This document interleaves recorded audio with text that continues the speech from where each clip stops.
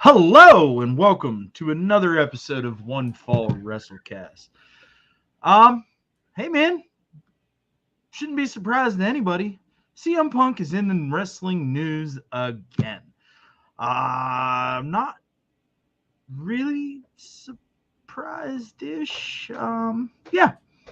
Also, Asuka just fucking obliterates Japanese wrestling. I think. I don't know.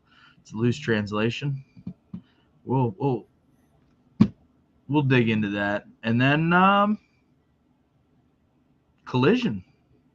I feel like we've been talking about the differences between Collision and Dynamite every week, but here we are again, gonna talk about it again, and I'm sure whatever else stupid comes out of Derek's mouth, we'll get discussed. So yeah.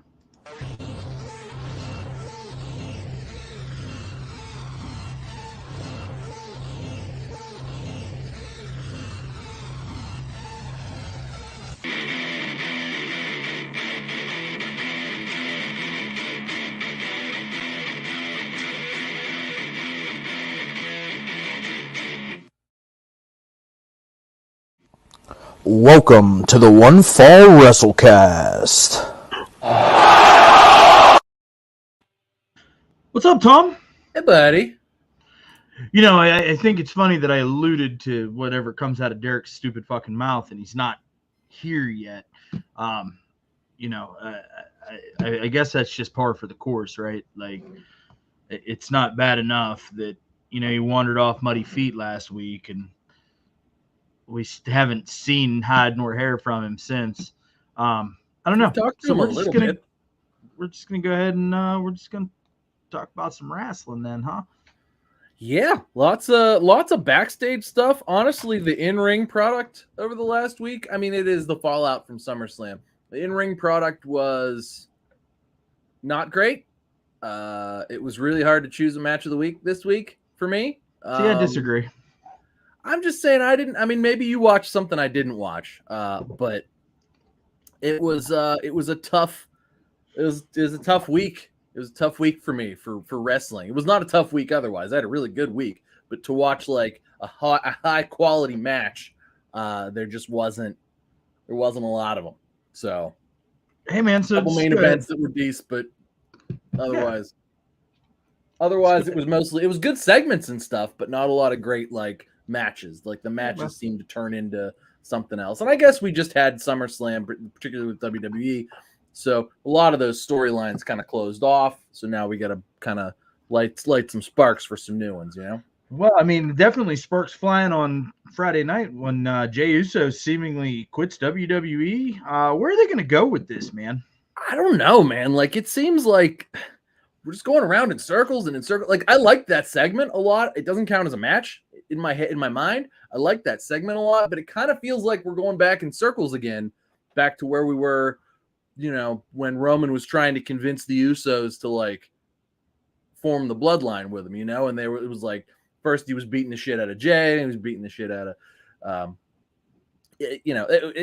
Jimmy, and it was just it was this back and forth kind of thing. It feels like we've kind of fallen back to that, you know, the Jay like I'm out the Usos, deuces, ooses, you know, I don't know. I don't know what they're doing. Maybe that's like maybe they're like going to try to take a hiatus from it to not have like the focus on Friday be all Jay and Jimmy. I don't know. Yeah, man. I mean, I don't really know where they're going to go. To be fair, Jay and Jimmy deserve some time off.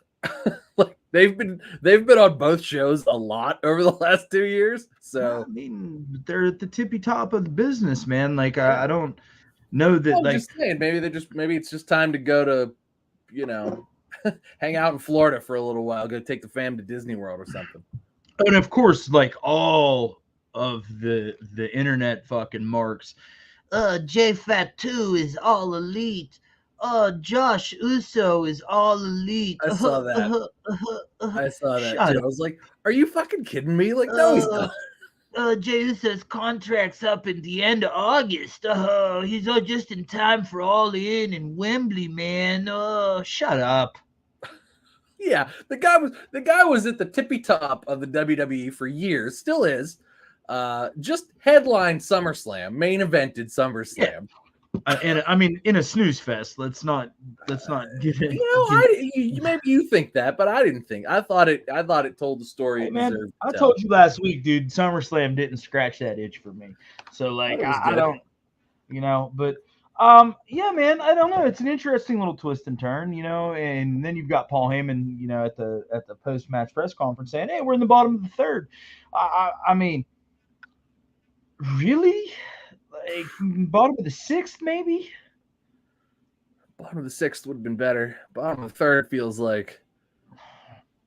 Unless the plan really is to like keep that title on Roman to beat like all the records, but God, I can't see that. Like, nah, I don't think they're gonna ever be able to touch Bruno. I know that, like, I joked about it a couple of months ago on here, but to beat Bruno's reign at this point 9 in time, years. It's like 9 years. That's impossible. The way that professional wrestling is today, as opposed to what professional wrestling was then, right? And it's like, you could almost have the LeBron James Michael Jordan conversation here, or the Lemieux Crosby conversation here, right? Like, well, to be fair, Jordan's much better than LeBron James. That's not a conversation we can have. It's not. I fall in the camp that it's very much two entirely different eras of basketball, and that Michael Jordan dominated his era of basketball, and LeBron James is dominating his. I think Michael Jordan would have dominated any era of basketball. I mean, Michael Jordan in his prime, without a doubt, against anybody in the world ever to play the game in their prime. I'm still taking MJ. The only person MJ ever gave it to was Kobe.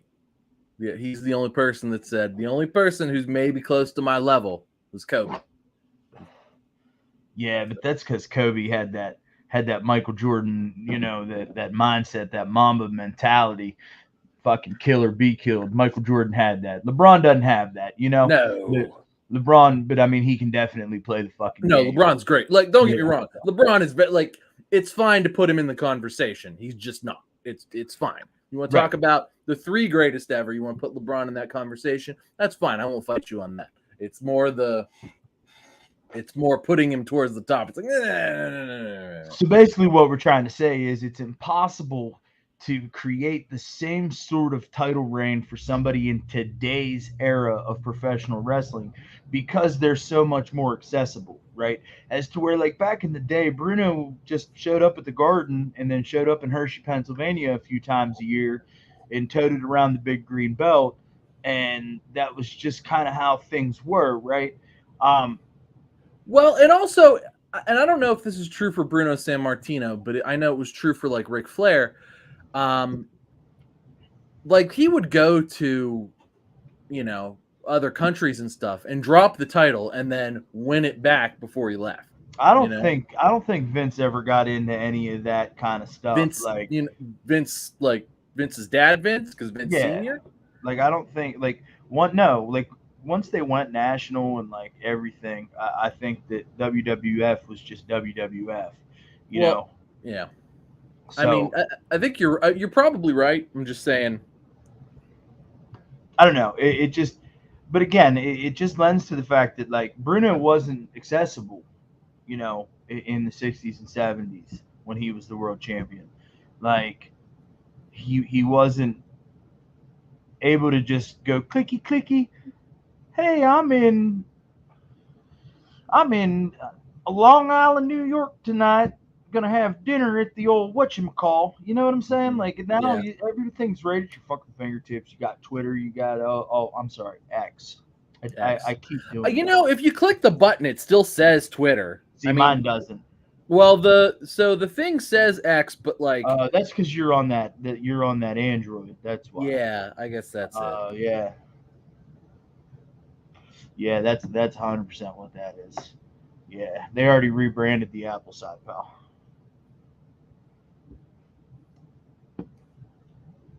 You're behind the times, It's all right. You're behind. I don't know the why times. it's X. It feels more like a porn app now that it's X. Yeah, it feels dirty for sure. It does. I feel dirty. I feel dirty pressing the button. Maybe that's just growing up in the 90s. I mean, maybe, but so I don't know that you could do that type of title reign today, right? Like, No, to seriously, get Roman obviously not. I think from fan perspective, if you were to look at the two title reigns individually, I mean, and we're fantasy booking here, if you really want to get down to the nuts and bolts of it. But if you would look at Bruno's title reign, his 9-year, 8 or 9 year stretch that he was the champion, as opposed to Roman's 3 to 5, depending on how long they're going to let this go. It's because it's been it was 3 years SummerSlam, right? Mm-hmm. So, I mean, it's a long fucking period. I think they're going to let him beat Hulk Hogan. Oh, I mean, we're knocking on that door already. Yeah, it's like 1,200 days, something like that. Yeah, so I don't remember exactly. I'll look it up while we're talking. So we got the fucking internet in front of us. Are you looking it up? Yeah, I got it. So, but like I think that having the ability to see both of them for what they are, I feel like Roman's title reign now, as it stands, he could lose tomorrow. I still think that it's done more for the business today than Bruno's title reign did for the business then, right? Hulk Hogan 1,474 days. I mean, we got to be at 1,100 by now, at least pushing it pretty close. He beat Pedro Morales. I think that was a thing. So he had beaten Pedro Morales's 1,027 days. So I think we're over that. I mean, 1,000% have to, because we were at 1,000 days. They did the whole belt thing. I mean, but that's like 3 pay-per-views ago. Yeah. So Bruno had 2 long title reigns. The second one was 1,237 days. So they're probably going to let him beat that, and I think they're going to let him beat the 1,474 for Hulk Hogan. But Bob Backlund had a 2,135-day reign, and then Bruno's reign was 2,803 days, which is like 9-ish. You think they let him get the Bobby B? I don't know, man. That's 5 years. Like, that's almost 5 years. That is 5 years. Well, I mean, we're more than halfway into that. I don't think it gets much past what's WrestleMania next year? WrestleMania, I mean, depending on where we're at today, in Roman's title reign. Nah, yeah, you're right. That's still under Hulk Hogan's reign. Yeah, it might be right at it. Like, no, it's under. It's still under. It's too close to call. No, it's still under Hogan's reign, so they'd almost have to let it go another year to have him beat Hulk Hogan. I don't think they go. I think Roman ends up number 3. So if he beats anybody, I think he beats Hulk Hogan. But maybe he doesn't beat Hulk Hogan, so maybe he's number 4. So maybe it's Bruno, Bob Backlund, Hulk Hogan, Roman Reigns. I think the big thing here is, as long as Vince doesn't get a hold of like the whole idea, and he doesn't fixate on the whole idea of Roman Reigns like hitting these milestones, and he just kind of just lets that mellow, I think we could see Roman lose the belt at any point in time right now. I mean, maybe. I don't think that he'll lose it before Mania, though. I don't at this point. I don't think he loses it before WrestleMania. No chance. And if he doesn't lose it at WrestleMania this year, he's not going to lose it till WrestleMania next year. Yeah, there's no chance that he's not losing the belt at WrestleMania. Yeah, WrestleMania, whether it's just WrestleMania. Yeah, whether it's this next one coming up or like one in the far future. Because at this point, a Roman loss at any show other than WrestleMania isn't worth somebody winning it. No, certainly not. It doesn't give the proper rub. Even if Roman gets hurt. Especially considering Roman's main event pedigree with WrestleMania. Yeah. Like, and Roman's ability to carry the card, and like, because most of the WrestleManias that he's main evented have been like have broken records of all the prior WrestleManias, including the ones he's main evented. So it's like at this point, you almost have to like just let him carry it until you've decided that it's been enough and WrestleMania is coming. Yeah, I mean, unless for some reason he gets hurt or has to retire early or something unfortunate and unforeseen happens. But hopefully we're not. I don't think that's going to happen. But that's, you know, because they're very protective. So yeah, but I mean, my man's walking around with leukemia floating around in his body somewhere. Right. It's so I mean, that's hanging why that's why it's a like. God, that'd be fucking terrible, wouldn't it? That'd be the worst end. That'd be the worst end to this if that's how that goes. Like, yeah, but then he could come back. He could come back like full dick and just be like, "I never lost that fucking thing." He could. I mean, that's true. He'd come back. I never lost that. I'm taking it back. It's too easy. No, it is. But oh man, I don't know. I was reading something somewhere the other day, man, and it was like the full intention from this bloodline story is to get Roman over as a babyface. What? I don't think so. I don't see how that works in any scenario. I don't know how anybody could fantasy book that and be like, oh yeah, this is gonna work. Like Roman's a fantastic. I don't even know that he's a heel. Like he's a fantastic whatever, like top of the mountain guy. You know, just leave him be. The fans are into everything he's doing. This is what you wanted from him. You wanted him to be your top face. He doesn't need to be a top baby face. He doesn't need to be a top heel. This is what you wanted from this man. Everything that you're getting, just leave him be. Yeah. Just leave him be. He could continue to do this far beyond losing the belt, and we would still watch it. Yeah, no, absolutely. And in fact, I don't know that he needs I mean, it helps clearly. He 1,000% has to have it right now. Right. Like, I'm just saying if they want to maintain this character without it, some sort of like King of the Mountain, like, you know, main event. Like the idea is that he's the final boss, right? He's the final boss of WWE right now. Yeah, I mean, and they made that very clear whenever they brought back the World's Heavyweight Championship and put it on Seth Rollins. Mm-hmm. They made that very clear that he is the end all be all, the final boss. Like he's Ultima. He's, you know, who are other he's Shao Kahn. He's who are other major final bosses? He's M. Bison. He's the final boss. M. Bison was such a dick. Right? Fuck that guy. And then you played as him, and it was like, what? How come I can't just spam fucking teleport and shit? That's not okay. It's not cool, man. Like 9 inputs to get that. He just spams it like crazy. Crazy. Same thing whenever, like with Blanca too. Mm-hmm. Well, Blanca's moveset was just cheap. You could actually spam those. Yeah. It was just if you wanted to unlock all of the things at the end and you had to beat it with every character. You could beat it with Blanca pretty easy, but like fucking beat it with like, you know, beat it with like Vega. You can't beat him with Vega. It's just not possible. Street Fighter 2 or Street Fighter 2 Turbo. You can't beat M. Bison with Vega. It's just not possible. He doesn't have the moveset for it. It's back before they like balanced shit. Oh, dude, he was one of my favorite characters though. Who Vega? And he was the coolest one. He had a claw and a mask, and you could knock both off. It was so cool. It was so like he was the only character that happened. I like Zangief too. Zangief would have been great if against M. Bison if all of his like grabs worked, but they didn't. They just didn't work. Nope. It was like what that was the other thing. You can't beat him with Zangief either because none of the grabs work. Like you could jump kick him, that's it. Like, you have to beat the AI by just beating it with jump kicks. What a great game. Then they made it into a fucking B-rated movie. You know what I'm saying? That's an awesome movie. Go back and watch it. It is good. I watched it. Listen, I watched it last year. It was on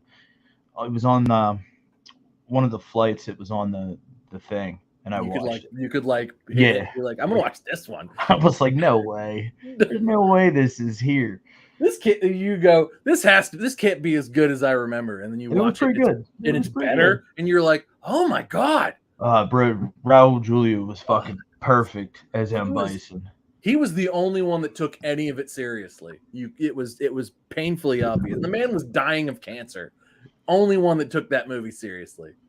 Fucking great, underrated performance from How have we Raul wasted Julia. this much fucking time and Derek is still not here? Hey man, I'm at the point right now where I just think we're gonna throw in the towel on him for the evening.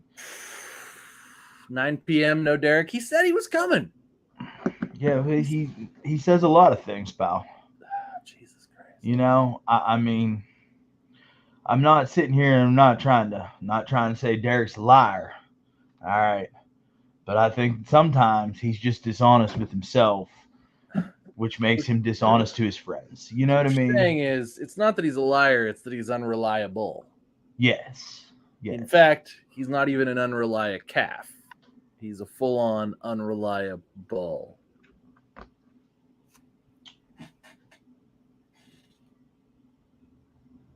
That's a good joke. I'm only laughing because you're laughing. It's still a good joke. Do I look like an unreliable or even an Speaking of reliability, did you see about fucking Asuka here? Yeah, no, let's talk about Asuka because I think I know what you're getting at, but I'm kind of I was pretty poo confused because I think she went off on Japanese wrestling in a way, but I'm not really sure that I understand. So here we go. So this is a tweet or an X, whatever the fuck it is. I think it's still called a tweet. Let me see. And there's some context added to where this tweet came from. It says a fan's joke about pineapple on pizza caused Asuka to address the decade-old beef between herself and the Japanese pro wrestling industry.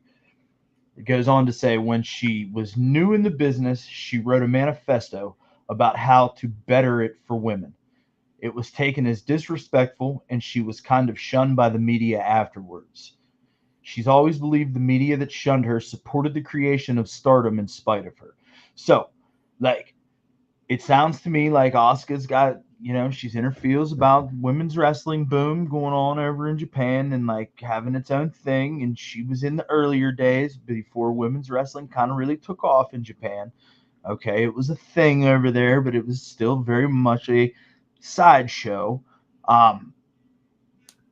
And she came to America, joined NXT, WWE. Greatness. Has been literally the gold standard since she got here.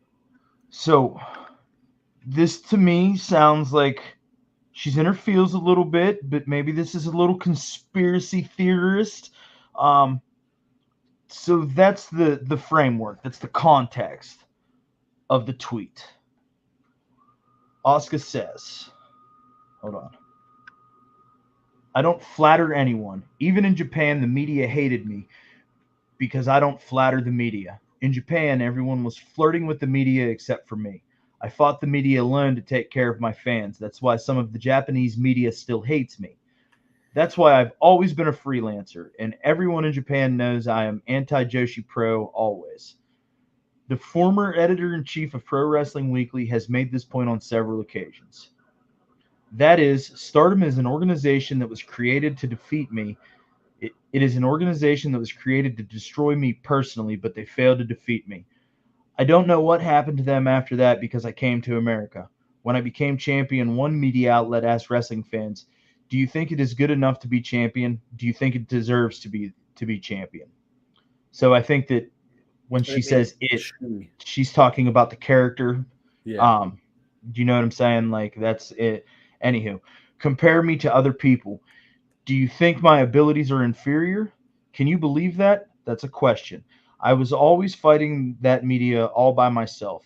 The media could not bring me down when I came to America. They must have really wanted me to fail. I'm used to it because I have been fighting my critics alone since my days in Japan. But now that I am here, I have comrades in arms. Becky, Charlotte, Triple H, and ... I've walked alone in the wilderness all my life, and here I have an oasis. To the Asuka Antis, antis. I say beat me up on the internet all you want. I grab everything.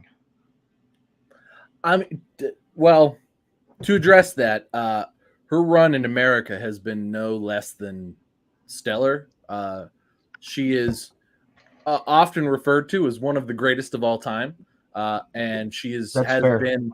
If you look at, I can't remember but if you look at like her time, she's got more time with championships than just about anybody else.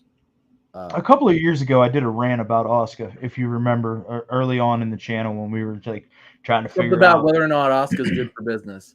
Right, and I think that the graphic that triggered that rant said something that Asuka had been in WWE for 1,024 days, and she had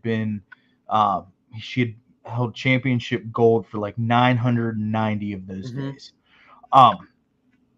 I mean, dude, that that's number's only staggering. Yeah, it's still staggering. And I think at that point she was on a bit of a low point, but I think that she has since sort of even reinvented her character. Not that she's a heel, but the like sort of like demon face Asuka, I think has sort of, I don't want to say reinvigorated. It's just kind of more of the same, but it's very like reminiscent of what she did in NXT, I think. Yeah, I think that it's more that NXT style mixed in with a little bit of her comedic thing that she did there for a while when we talk about the low point, and it was like, yo, what the fuck are they doing here?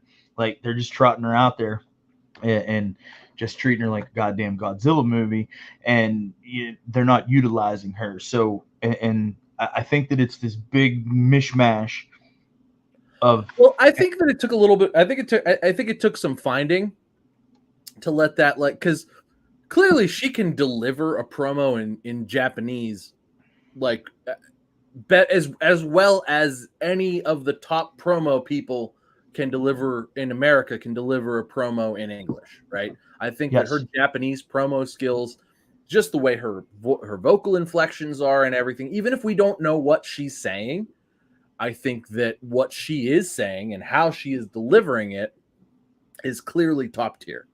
And I like what to piggyback off of that. I like what they've been doing recently with her, where, that's something that language barrier, and I agree with everything that you're saying about how, like, her promo delivery, even in Japanese, right? Like, you can tell that there's she's very serious. She's very, and especially when and I think she's had the benefit of being able to deliver and have back and forths with Io a couple of times too, because they're obviously both kind of at the top tier of that. But she sort of finishes whatever she's saying with an English statement. And it sort of puts a very like hard punctuation on what she said. And even if it's just sort of a reiteration of what she's already said in Japanese, it's a very like, and bam, and that's the end. And it's always just like kind of a like, and I'm going to beat you because nobody is better than Asuka. But it's like she's already given something that's so like profound, like, and you've heard it, and you're just like, okay, I believe what Asuka just said. I'm not sure what she said, but she said she's going to kick your ass, and now I kind of think that's what's going to happen because I've been watching the TV. I've been watching Asuka for all these years, for a decade now. And now I'm looking at it, and I'm like, that's probably what's going to happen, yo. Like, that's going to happen. Yeah. And too, like I started to say, I like what they've been doing recently on TV. They've been doing like more like backstage promo pieces that are cut into vignettes, and they've been like banging some subtitles over it, like artsy subtitles, so that you kind of know what she's saying. So they've been definitely helping her develop, I think, and make a better connection with the audience by doing that, but regardless, what a phenomenal, incredible title, like, just presence, career she's had in the United States, right?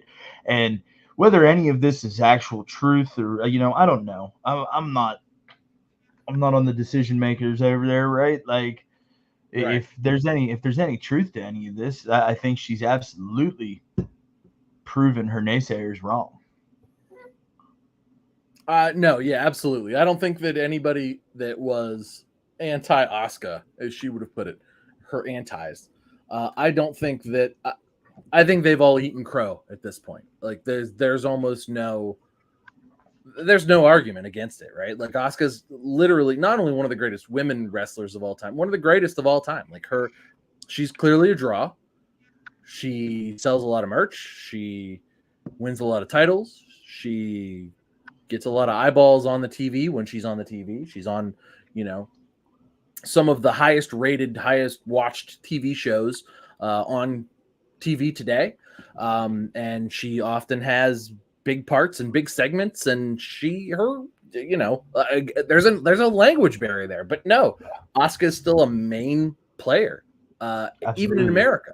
Like, I think that's probably what's the most profound thing is that, like, she didn't really like learn to speak perfect fluent English or anything. Like, she's just like, no, I'm going to impress you with how cool and how good of a wrestler I am, and then you're going to understand my passion regardless of whether you understand Japanese or not.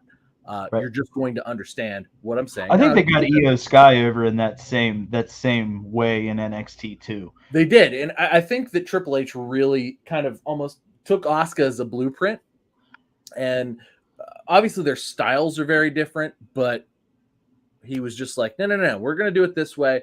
They put Io. They generally put Io with a group to kind of like let somebody else speak for. Right now it's Bayley, which is just a great idea.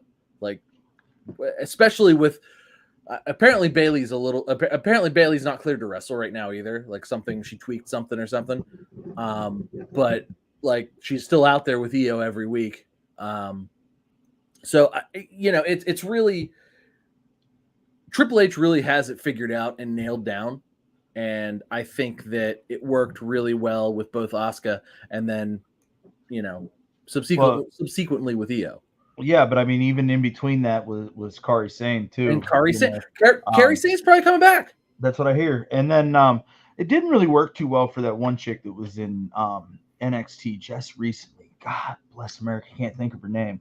I thought she had a lot of upside, a lot of bright spot to her, but it didn't have that same pizzazz as Io did, and like and Asuka and Kairi Sane. So I think it would be great if Kairi Sane does come back. I think she'll probably end up feuding with Asuka a little bit. I think that'd be great.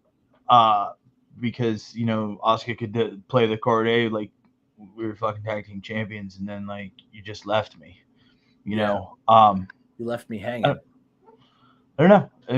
That'll be interesting, but I think that if there's any credence to what Asuka's saying on the internet here, I think that she can absolutely take solace and peace in the fact that she has proven everybody that has ever said anything against her wrong in this business. And Tom said there's no argument. There could be one argument made, and that's, well, she didn't do it here. She did it over there.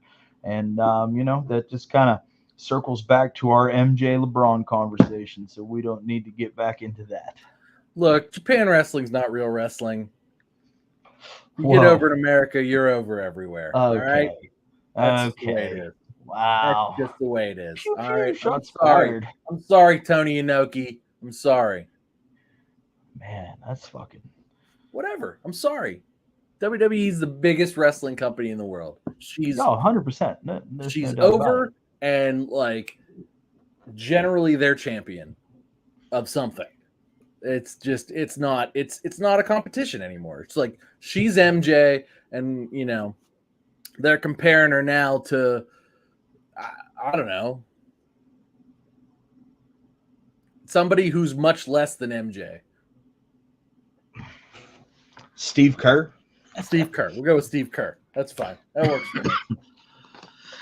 So, listen. So that was supposed to be our main event, but I feel like it was a good shot to try to wait for Derek to come back, because Derek's not going to want, because Derek would have added something useful to CM Punk discussions, but whatever. We got it. We put it in the middle of the show. It's 34 minutes in. We get it. We let off with a main event. We warmed everybody's taste buds, and then we But yeah, Asuka's the GOAT. Like fucking, Nah, it's 100%. no contest. Good on her. Good on her. So, yeah. Oh, you sent something here. I didn't see this. Hold on. I have to look. Pull it up. Whatever it be. Look at it. Let's talk about it. Tony Storm. Oh, that's more Seems- Collision talk. Tony said Okay. Tony had a great little promo on Collision. It was very reminiscent of what like a good like WWE backstage segment would be. Oh yeah. You know how like AEW backstage segments are often like fucking trash? Like you watch it and you're like, what the fuck just happened? That was stupid. They cut away to that. No, Tony came out. Tony had a phenomenal like backstage segment promo. Like she was fired up. She delivered everything. So good. She's by herself. So good. Excellent. Nice. I mean, it's just good on Collision. It's a quality pro wrestling television show. it really like I know it's taped, but I'm like, not there to be. I'm not there to be sports entertained. Do you know what I'm saying? And like, it's a good, solid pro wrestling show. I've watched, albeit maybe not necessarily live. I have watched almost every episode of Collision thus far, which is more than I can say about Dynamite. And all of them have been not bad. Not bad at best, and then really good or not bad at worst, and then really good at best. You know, like it's been very consistent. Yeah, everyone I've watched has been very good. It's been consistently good every Saturday night. Like, so I have the kids Saturday night, so I'm here generally, you know, and so. Oh shit! It's 8 o'clock. I guess I'm gonna do something. I'm gonna put on some wrestling because it's 8 o'clock on a Saturday, and here I am in my house. You know, I get through the 2 hours of Collision, and I'm like, shit! I got to see Samoa Joe in a big segment and a few little segments throughout the thing, and I'm a big Samoa Joe guy. That's great. CM Punk's been great on, and I know we'll get into him. CM Punk's been great on Collision, week in, week out. FTR gets big segments during Collision, and they're generally with CM Punk to do something cool, and that's fun. Yeah, it's just been, you know, we get Andrade matches that are just, I don't know how Andrade decided that like Saturday was the day where he's putting on banger matches. I don't know what day it's filmed, but for whatever reason, like Andrade's got this new fire lit in his ass to put on bangers on Saturdays. I don't know. Listen, I think we're all in agreement. It's a great pro wrestling show, right? It's really I don't have a bad thing to say about it. Like, you know, sometimes stuff doesn't hit, but it's not bad. It's like, that was fine. I give it. It's because fucking Punk's sitting at the fucking door like this. April, escort Mr. Nemeth to the airport, please. April, tell Mr. Nemeth that if he does not go to the airport, that I will puncheth his face out of his asshole. April, why is Mr. Nemeth still in front of me? I am about to get very angry and aggressive. Like, is that what this dude does? Like, that's what the reports coming out today makes it feel like. CM Punk sitting by the fucking back door, waiting for people to walk in. He's like, no, you can't. No, take your bullshit back to Dynamite. Take your bullshit back to Dynamite. You take your bullshit, get the fuck out of my building. You know what? Maybe that's what AEW has needed. So at first I saw this and hold on. Let me get through my little speech here. So at first I saw this and I'm like, oh, CM Punk being a big drama bitch, right? Like that's your first thought upon reading this, right? But now let's think back over the past 3 years and what has AEW not had? Anybody to tell anybody no. There's been no parents in AEW. It's been bad parenting. You know, you've got kids. You tell them no. You tell them no sometimes. You got to tell them no. Because otherwise they're going to walk all over you. And for whatever reason, Tony Khan was not telling them children no. And they were like, hey man, can I shove tacks in my asshole on live television? Tony was like, yeah, man. You want to put some in my asshole first? They're gonna be great. Great tacks up in my asshole. Oh my god, get them out of my asshole first. They're already there. You can take the ones in my asshole.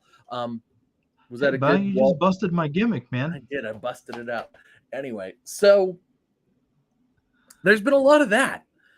And wait, I've got to touch on something. It feels like Collision has this like cohesion of somebody who's like, oh man, I got this great idea. And then they lay it out and they're like, that's the stupidest fucking idea I ever heard. Get out of my office. Somebody said that. And I don't know if it's CM Punk. I don't know if it's Jerry Lynn. I don't know who it is. But somebody is saying no on Saturday who is not saying no on Wednesday or Friday night. I don't know. Maybe not. Nobody watches Friday night, right? Like, can we all agree to that like Friday night, like the people that are watching that are they either died earlier that night and they left the channel on, or they like, you know, they passed out during Big Bang Theory or something and it was just on. It's not, and the TV hadn't shut itself off yet. It's like, it's just not. It's like whatever happens Friday doesn't have a captive audience. But Saturday, clearly somebody has their finger on the button to say, nope, get out. That's just what it seems like to me. To me as a fan, to me, somebody who's like excited to be like, oh, it's 8:00, time to watch wrestling. Click. Like, do you think maybe that this is like this is a work, and you know that because it is a different show and it does have a different set of like producers and stuff? Do you think that this whole CM Punk like being a dick backstage thing is a work to try to get Punk over as a heel? Like, no, I think this is absolutely what's happening. I 100% believe that. So you think Punk's just running the show over there? Like he's the puppet master on Saturday nights. I don't know if he's the only one, but I certainly think that he's somewhat of a gatekeeper. He's definitely a guy who, when somebody walks in that he doesn't want to see and who he thinks is like already get like kind of been shitty or like is bad for business, whatever Punk thinks is bad for business. I absolutely think that he addresses that immediately and is like, this is my show. Get the fuck out.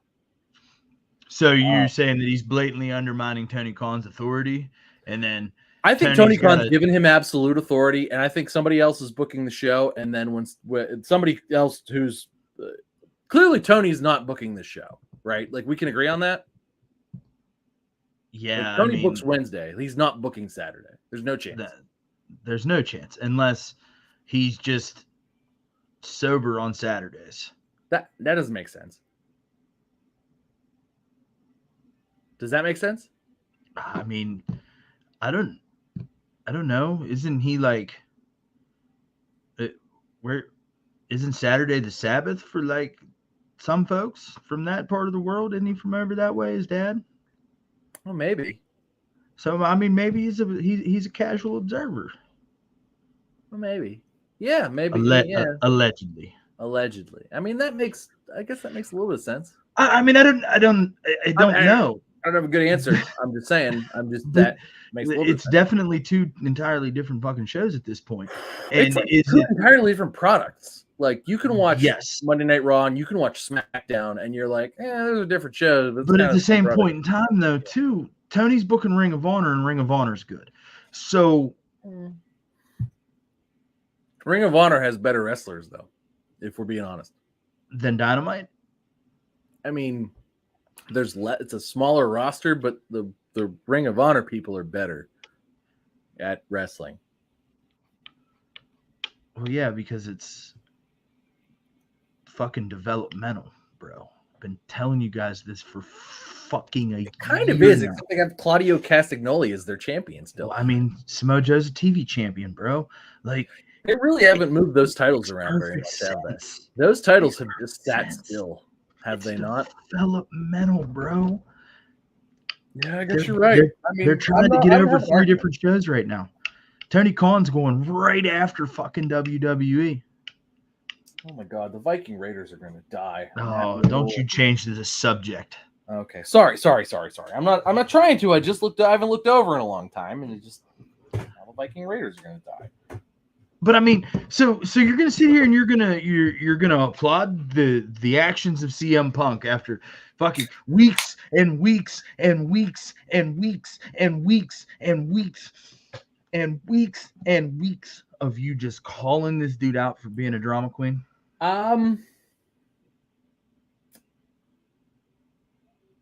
Yeah, maybe. Blasphemy. Honestly, I can't continue to do this show. So hear me out. So at first I was all on board with calling out CM Punk, right? I was all on board. And I was like, yeah, fuck CM Punk. But then I thought about it, and I've very consistently watched Collision. Maybe the only one to do so. I've very consistently watched Collision. And I've also very consistently enjoyed Collision. And if what you're telling me is that CM Punk is mean to people backstage, and in turn, him being mean to people creates a good show on Saturday night, and if CM Punk was not mean to people backstage, the show on Saturday night would look more like the show on Wednesday night, then yeah, I think I need to applaud CM Punk. I'm just laying out the facts on the table. Because sometimes children need to be told no. And whether it's him talking to the producers that then talk to the children, I don't know. But whatever happens, Saturday night is a great show. And Wednesday night is often like kind of a shit show. I believe you, man. I'm just like, am I wrong? Am I wrong in that observation? That's merely an observation. Am I wrong in that observation? I'm dumbfounded at like what has just occurred here, and I'm just saying. Look, can CM Punk be a little bitch? Yeah, absolutely. But does somebody need to like say no backstage and be like, no, stop it? In AEW particularly. Yeah, somebody needs to be like, wow, stop it. It's wild. Cut it out. Stop drinking bleach. It's wild. You know what, dude? And then I've only got one thing that I have to say to you right now. And you know what, man? Fucking Daniel Bryan was right. Fickle.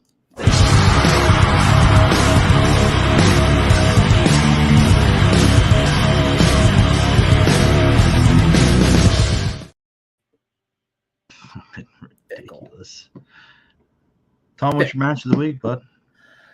So my match of the week is actually the main event of Raw. This was actually sort of a hard choice for me because I was not a huge fan of most of the matches that were going on this week. It was either the main event of Raw or the main event of Collision, both of which were six-man tag matches. I thought that the main event of Raw was more impactful because of the Shinsuke and Nakamura angle at the end. And quite frankly, I like all the people involved in the main event of Raw better. But it was hold on, there's 6. It's like Seth Rollins, Cody Rhodes, but Seth Rollins, Cody Rhodes won. It was good. It was a great match. It was what you expected it to be in the main event of a Raw. After it was just good. It was fine. It was better. It was good wrestling with good wrestlers. It was fine. And that's my match of the week. I'm sorry, it's not like there was really nothing that particularly stood out.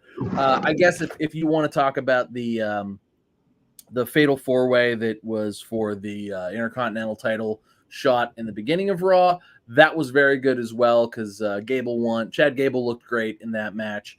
But everybody looked really good in that match, and there's been a lot of back and forth between Chad Gable and Gunther. In fact, Gunther and not Gunther, but Giovanni Vinci and Otis had a match earlier tonight, and there was some more kerfuffle from that towards that. So I think that's been good. I think Chad Gable getting a little bit of shine and getting some Intercontinental title shot is good, although I don't expect him to win. I love Chad Gable. I think he's a good. I think he's a good dude. I think he's a great wrestler, and I like that he had he took his kid out after he won, and so that was good. But I think the main event of Raw with Rollins and Cody Rhodes teaming up, especially after the build-up throughout the whole show of them trying to get them on the same page, because clearly they have history. I thought that was really good. So that's my match of the week. I think that was good, but it wasn't a great week in my opinion for actual wrestling. So there's that. Oh, oftentimes I come in here and I talk about my match of the week for one reason or another. Like, hey, this one was really great because, these guys beat the fuck out of each other. Or, hey, this one I thought was really great because I like the way that they shot this, or they did this particular spot to lead in. Like, this is really hard for me to say. Okay. And like, I'm having a really hard time, working through this, Tom. And I just, all week, I just kept going back to this one. And my match of the week is Hikaru Shida versus Anna Jay for the Women's Championship Dynamite. What? What is it again? Hold on, I threw up in my mouth a little bit. Can you? I said that my match of the week was Hikaru Shida versus Anna Jay for the Women's Championship on Dynamite. I'm just gonna let you explain why, because that doesn't. So really, for me, I think that I really enjoyed the fact that the women were given the main event of Dynamite. In a climate when we've been talking an awful lot about the downfall of women's wrestling and where women's wrestling stands, and things continue to come out, being anti AEW women's division, we talked about, the Lufisto thing last week, a little bit, and we've talked about women's wrestling the last several weeks. We even talked about women's wrestling today. I think that it was a nod in the right direction that, hey, we didn't forget about it. We're just not there yet. And I think that might have some significance for the AEW women's division moving forward, much like Trish and Lita, right? I'm not comparing the two. I'm just saying the significance of it being the main event in a time when this is being said. I thought they did good in those bright lights, man. Like, the match wasn't perfect. There was definitely some botches. There were some timing issues. I mean, Shida actually looked crisp in the beginning of the match. That I think that when they first got in there and they were fresh, they fought through whatever nerves they may have had. That first third of the match was snappy. Everything looked real good. And then they had the big spot over the top, and everything kind of changed. And it got real disconjointed. But I think once we moved towards the finish and the pace started to slow back down a little bit, they kind of locked it in, and they finished the match as strong as they possibly could, right? It was good to see Anna Jay in a marquee spot. And it was good to see it. To be fair, it was good to see her have a good match, because yes. It wasn't a bad. It wasn't. I've seen Anna Jay take a lot of shitty, weird, like nobody knows what's going on kind of bumps and matches. So it was good for that to not happen. Yeah. It wasn't the best technically sound match, and it wasn't the most, historic 7-star Dave Meltzer classic. But I think that those women went out in a spot that they needed to be in, and they put together a pretty goddamn good match. And I really rather enjoyed it. So kudos to them. And that's my match of the week. Man, that kind of hurt, Tom. I mean, I'm feeling a little indigestion from just hearing you say it, but it's okay. But I mean, there's definitely some valid points there, though. I mean, to be fair to you as well, I know it hurt, but it was a weak week in ring. So the fact that they kind of came out and stole the show for you they didn't have a whole lot to live up to. No, that's fair. I mean, we'll go. I appreciated that Rey Mysterio won the title, but that was not a good match. Right? No, it was weird. It was just disconjointed to me. I don't know what they're doing with this now. I don't either. I'm like, did Austin? I mean, Theory they've been putting us in a position for fucking the last month that they were going to put this belt on Santos Escobar. Right. It was like, did Santos Escobar actually get hurt, and is Austin Theory in trouble? Is that the dynamic that's happening here? It just it feels bad. It doesn't feel good enough to talk about, and it feels like Ray's probably some sort of an interim champion. Like they're gonna put it on a heel or something. Maybe they're just gonna put it on LA Knight. I don't know. Maybe they're gonna put it on Dom. That'd be great too. Oh man. Oh. Maybe Santos Escobar got hurt, and it's like, let's just put it on Dom. Let's get so many boos. Let's let him carry 2 titles around. I mean, I love that. Actually, that'd be so good. Oh, if that happens, we have to celebrate. That has to be the name of that show after that happens. The Dominic Mysterio celebration show. Yeah. All right. Well, we're gonna pack it up because we it just wasn't a. I mean, there's only 2 of us, and there wasn't enough good wrestling to talk about it. But no, I think we had a solid show, man. We are killing it. So, all right. Hey, man, if you're still here, we appreciate you. Give us a thumbs up. Maybe even hit the bell. The subscribe thing, all that fun stuff. That'd be super. We hang out on Mondays. Like, you can watch us during Raw. You can put us on and watch Raw at the same time. It's great. And we don't really ever talk about Raw too much unless Tom feels like there's like a lull in the action, and then we start talking about, or he tries to change the subject. Yeah, that happens too. He tried it today, and I didn't let it happen. Did not let it happen. Yeah, so check us out over on Twitter and Instagram. Well, I got to change my shtick, dude. Check us over on Instagram and X. At @1_fall WC. That's ONE. If you're hanging out with us, whenever, wherever, we appreciate you. Like always, with all that being said, thanks for hanging out. It's all up. We'll catch you next week.